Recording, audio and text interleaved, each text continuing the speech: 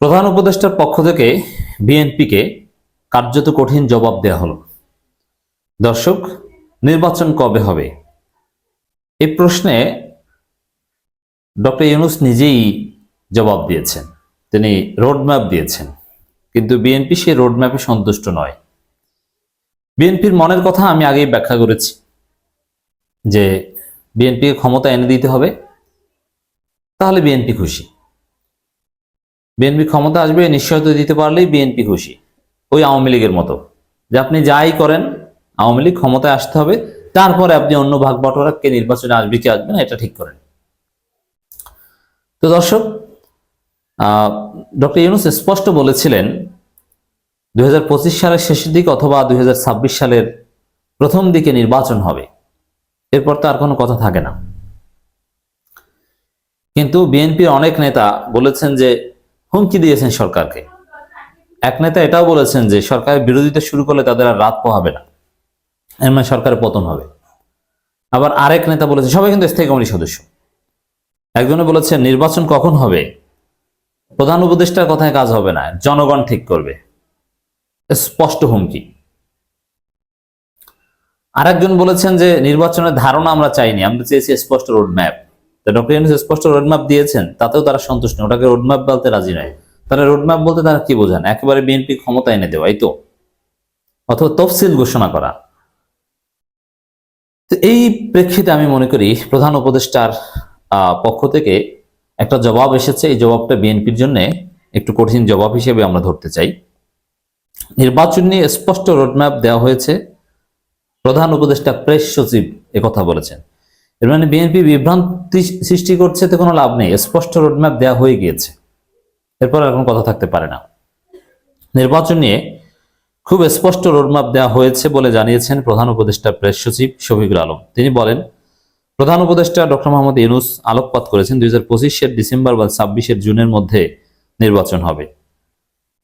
এটা আবার স্পষ্ট করেছেন, কোনো কোনো গণমাধ্যমে এভাবে রিপোর্ট করেছে 2026 জুনের মধ্যে নির্বাচন হবে। তার আগে তো হওয়ার সম্ভাবনা নেই, আপনি ধরে নিতে পারেন যে একটু লেটে হবে আর কি। দ্যাট মিনস যদি নির্বাচন হয়, যদি আমরা এই টাইমে নির্বাচন মেনে নিব না, কারণ নির্বাচনের আগে আওয়ামী লীগের বিচার হতে হবে, আর অনেক প্রশ্নের মীমাংসা হতে হবে, মানে সুষ্ঠু নির্বাচনের নিশ্চয়তা না পেলে আমরা নির্বাচন হতে দিব না। ফরেন সার্ভিস একাডেমিতে এক ব্রিফিং এ প্রেস সচিব বলেন, সুনির্দিষ্ট দিনক্ষণ দেবে নির্বাচন কমিশন, এর থেকে ক্লিয়ার রোডম্যাপ আর কি হতে পারে? এমনি এত ক্লিয়ার রোডম্যাপ দিলেও মাস উল্লেখ করলো জুন মাসের মধ্যে, তারপরও বিএনপি তাদের সন্তুষ্ট নয়।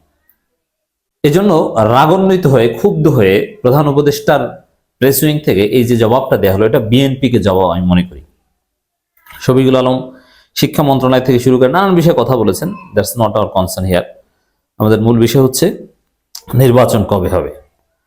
তো দর্শক, আবার বলি, এই আলোচনাটা আমার মনে হয় খুব জরুরি, কারণ নির্বাচন এবং সংস্কার, দেশ গঠন, এটা এখন মুখোমুখি অবস্থানে দাঁড়িয়েছে। একটা পক্ষ আছে যারা ক্ষমতার জন্য পাগল হয়ে গিয়েছে, তারা নির্বাচন চায়। আর একটা পক্ষ আছে বা জনগণ, তারা একটা সুন্দর বাংলাদেশ চায়। কারণ নির্বাচন বাংলাদেশের সমস্যার সমাধান অতীতে কখনো করতে পারেনি। শুধু বাংলাদেশ না, পৃথিবীর কোথাও আপনি দেখান তো নির্বাচন সমস্যার সমাধান করেছে। নির্বাচনী সমস্যার সমাধান, এই আলোচনাটা বেশি হয়েছিল 1/11 সময়। জামাতের লোকজন নানান যুক্তি দিত যে একটা নির্বাচিত সরকার সে যেই হোক না কেন 1/11 চাইতে ভালো। তো পরে আমরা দেখেছি 1/11 চাইতে কতটা খারাপ ছিল হাসিনা সরকার, কিভাবে দেশটা ধ্বংস করে দিয়েছে, ফেসিবাদের মধ্যে নিয়ে গিয়েছে। অতএব নির্বাচন কোন সমস্যার সমাধান নয়। বাংলাদেশের ইতিহাসে নির্বাচন কোন সমস্যা সমাধান করতে পারেনি, সংকট বাড়িয়েছে। অতএব এবার সুযোগ। ডক্টর আসিম নজরুল বলেছেন, রিজওয়ানা হাসান বলেছেন, ফজলুল কবির খান বলেছেন যে এই রাষ্ট্র গঠনের, জাতি গঠনের সুযোগ হারানো যাবে না, এটা দ্বিতীয় সুযোগ। অতএব আমাদের আর নতুন ভাবে কোনো অধ্যায় আমরা দেখতে চাই না, আমাদের ইতিহাসের এক ধরনের সমাপ্তি আমরা দেখতে চাই। আবার আমরা বাংলাদেশ স্বাধীন করব না, এরকম যেন প্রয়োজন না হয়। এবারেই আমরা সেই স্বাধীন বাংলাদেশ, সত্যিকার বাংলাদেশ চাই। আর সেই স্বাধীন সত্যিকার বাংলাদেশ গড়তে হলে আগে সংস্কার লাগবে, সেকেন্ড রিপাবলিক লাগবে, একটা নতুন সংবিধান লাগবে। তারপরে সেই সংবিধানের আলোকে একটা নতুন পলিটিক্যাল সেটেলমেন্ট লাগবে, একটা সুন্দর গ্রহণযোগ্য পলিটিক্যাল কালচার লাগবে, যেখানে ভোট চুরি, নমিনেশন বাণিজ্য, মাগুরার নির্বাচন হবে না। এই নিশ্চয়তা লাগবে, জনগণ ভোট দিতে যাবে।